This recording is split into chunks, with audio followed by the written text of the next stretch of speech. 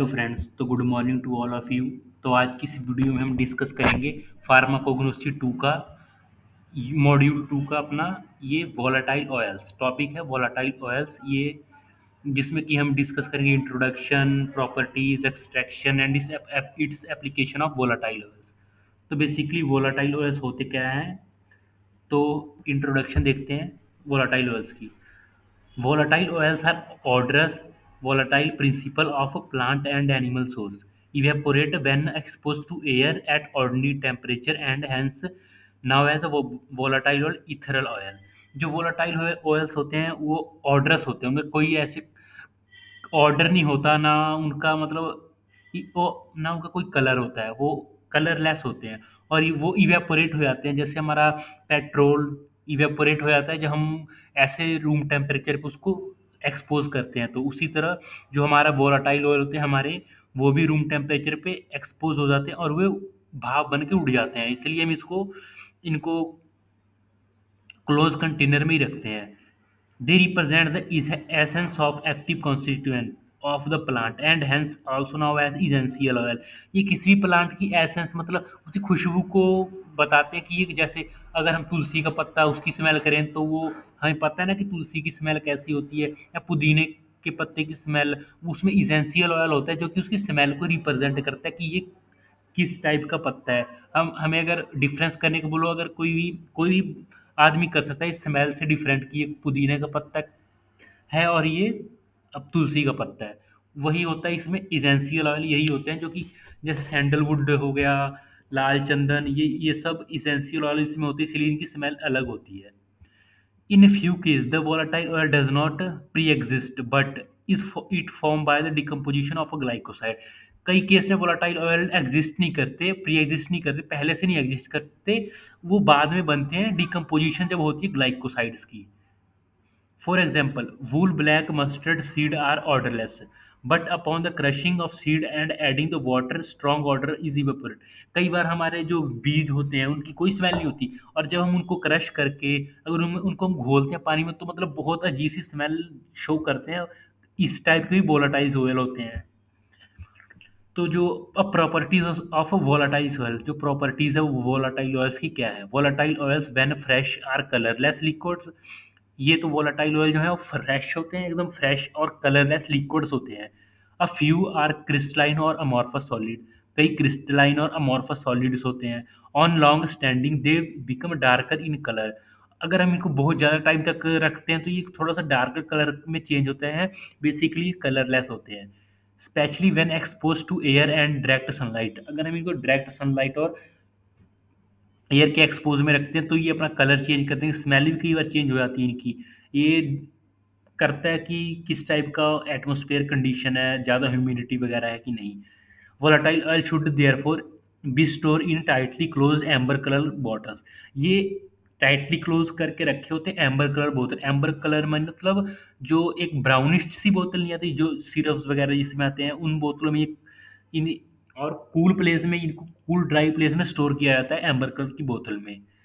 Volatile oil are fresh soluble in ether and in chloroform. जो volatile oil है freshly soluble होते हैं in ether and chloroform, but fairly soluble होते हैं alcohol में। Alcohol में ये सॉल्युबल और वाटर में तो इनसॉल्युबल होते हैं। जैसे कि हमारा मस्टर्ड ऑयल भी इनसॉल्युबल होता है वाटर में, उसी तरह ये भी वाटर में इनसॉल्युबल होते हैं। तो they are lighter than water. ये एक तो ये बहुत हल्के होते हैं, लाइटर होते हैं, लाइटर देन वाटर। ये हमारा क्लोव ऑयल हो गया जो हैवियर होता है। क्लोव ऑयल थोड़ा सा हैवियर होता है क्योंकि ये इसकी स्मेल भी बहुत स्ट्रांग होती है और इसका ऑर्डर भी थोड़ा सा अजीब सा होता है। Possess characteristic odours have tightly refractive index and most of them are optically active. ये ऑप्टिकली एक्टिव होते हैं। आइसोमर्स हमने पढ़े थे, उसमें उसमें हम टेस्ट करते हैं कि ऑप्टिकली एक्टिव्स होते हैं। Unlike fixed oil, volatile oil neither leave permanent grease. जैसे कि और हमारे बहुत से ऑयल होते हैं, फिक्स्ड ऑयल होते हैं, वो ना अगर हम उनको कपड़ों पे या कहीं भी पेपर पे अगर उसका हम लगाएं तो उसकी ड्रॉप ना वहाँ पे लगी रह जाती है। ऐसे कई बार हमारे घर में दूसरे जो ऑयल्स होते हैं उनकी ड्रॉप अगर गिर जाए कपड़े पे तो वो नहीं निकलती। पर ये जो वोलाटाइल्स ऑयल होते हैं इनकी जो स्टेन्स ना अपने आप रिमूव हो जाते हैं और ये मतलब इवेपोरेट हो जाते हैं। अनलाइक ये फिक्स्ड ऑयल की तरह नहीं होते, ये अपना लीव कर देते हैं, ग्रीस नहीं, स्पॉट्स नहीं छोड़ते। नेक्स्ट है classification of volatile oils. Classifications तो हम अब वोलाटाइल ऑयल्स की करेंगे। को क्लासिफिकेशन, इसमें क्या आता है, volatiles oil are classify on the basis of functional groups. तो ये वोलाटाइल्स ऑयल जो होते हैं फंक्शनल ग्रुप्स के बेसिस पे क्लासिफाई होते हैं। पहले तो अल्कोहलिक वोलाटाइल्स ऑयल, तो अल्कोहलिक वोलाटाइल्स ऑयल कौन से हो गए, जिनमें अल्कोहल ग्रुप्स प्रेजेंट होगा। तो अल्कोहल ग्रुप्स पहले तो पिपरामिंट आ गया, फिर सैंडलवुड और ये पुदीना, ये अल्कोहल वोलाटाइल ऑयल के अंडर आते हैं। सेकंड हो गया एल्डिहाइड वोलाटाइल ऑयल्स। तो एल्डिहाइड वोलाटाइल ऑयल कौन से हो गए, अपने अपने सिनोमन, लेमन ग्रा लेमन ग्रास ऑयल और सेफ्रॉन ऑयल, ये हमारे एल्डिहाइड वोलाटाइल, इनके एल्डिहाइड ग्रुप फंक्शनल ग्रुप होगा। और जो हमारे एस्टर वोलाटाइल ऑयल होते हैं वो होते हैं गार्लिक एंड रोजमेरी ऑयल्स। ये एक ये हो गया गौटरेया ऑयल, ये भी किसी तरह का ऑयल होगा पर इसके बारे में मुझे ज़्यादा पता नहीं है। ये गार्लिक और रोजमेरी ऑयल तो हम बेसिकली गार्लिक का यूज़ करते ही हैं।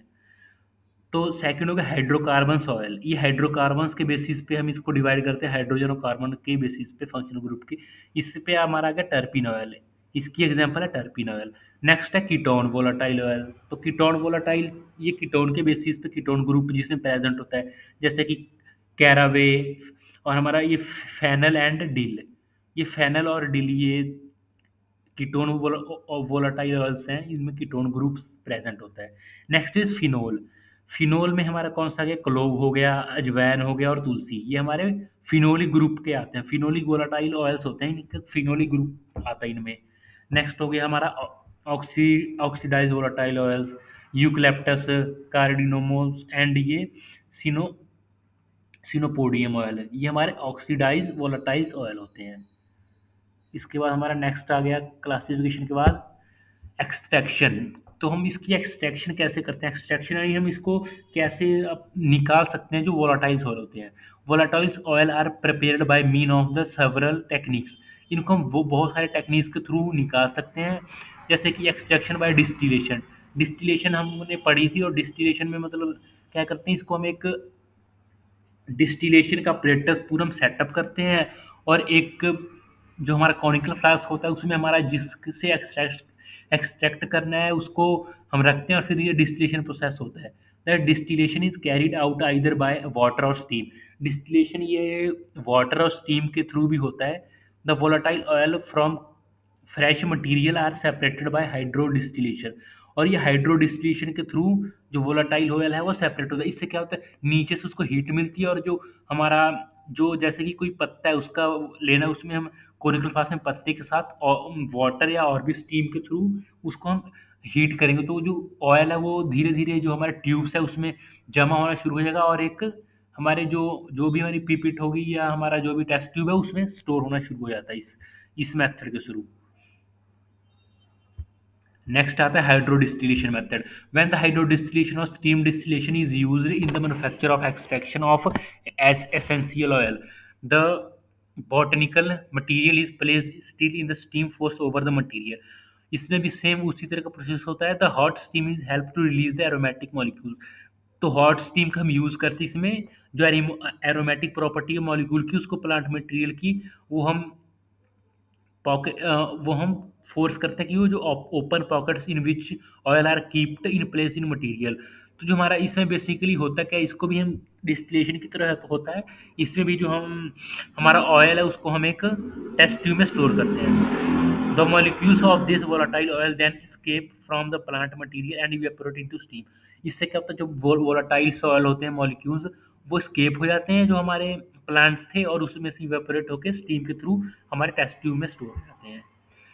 The temperature of the steam need to be carefully control. और जो टेम्परेचर होता है उसको केयरफुली कंट्रोल करना होता है, ना ज़्यादा हाई ना ज़्यादा low, just enough to force टू इन plant material let's go to essential oil, yet not too hot और बर्न द प्लांट मटेरियल। तो जो हमारा टेम्परेचर होगा वो ना ज़्यादा हॉट होगा ना ज़्यादा कूल होगा, जिससे कि ऐसे ना हो कि प्लांट जो मटेरियल जिससे हम इसेंशियल ऑयल सेपरेट कर रहे हैं वो बर्न हो जाए।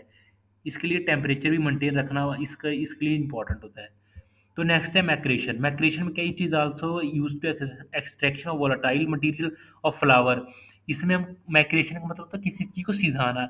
जैसे कि हमने इसको वाटर में या किसी भी ऑयल में रख के सोक कर लेना इसको, इस जो मटेरियल हमारा प्लांट है फ्लावर उसका सोक करके फिर उसको हम सोक करेंगे तो जो उसकी सारी प्रॉपर्टी है वो हमारी अब्जॉर्ब हो जाएगी, और उसके साथ हम उसको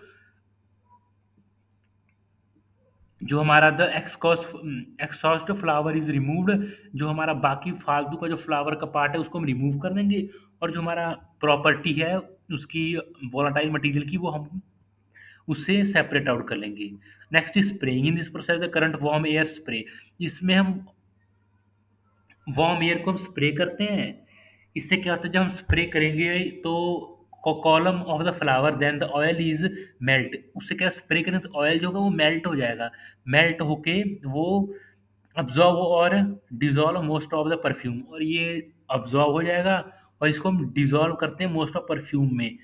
परफ्यूम में हम इसको जैसे कि extractor with alcohol as a describe above, जैसे कि फैट एक्सट्रैक्ट परफ्यूम कलेक्ट होते हैं, इसको हम परफ्यूम में हम यूज़ करते हैं ऐसे वोलाटाइल है उसको। और एक्सट्रैक्शन बाय वोलाटाइल सॉल्वेंट के थ्रू हम इसको एक्सट्रैक्ट करते हैं, और ये सॉल्वेंट है lightly petroleum and later distillation at low temperature living behind the volatile oil. Next है हमारे एप्लीकेशंस ऑफ वोलाटाइल ऑयल्स।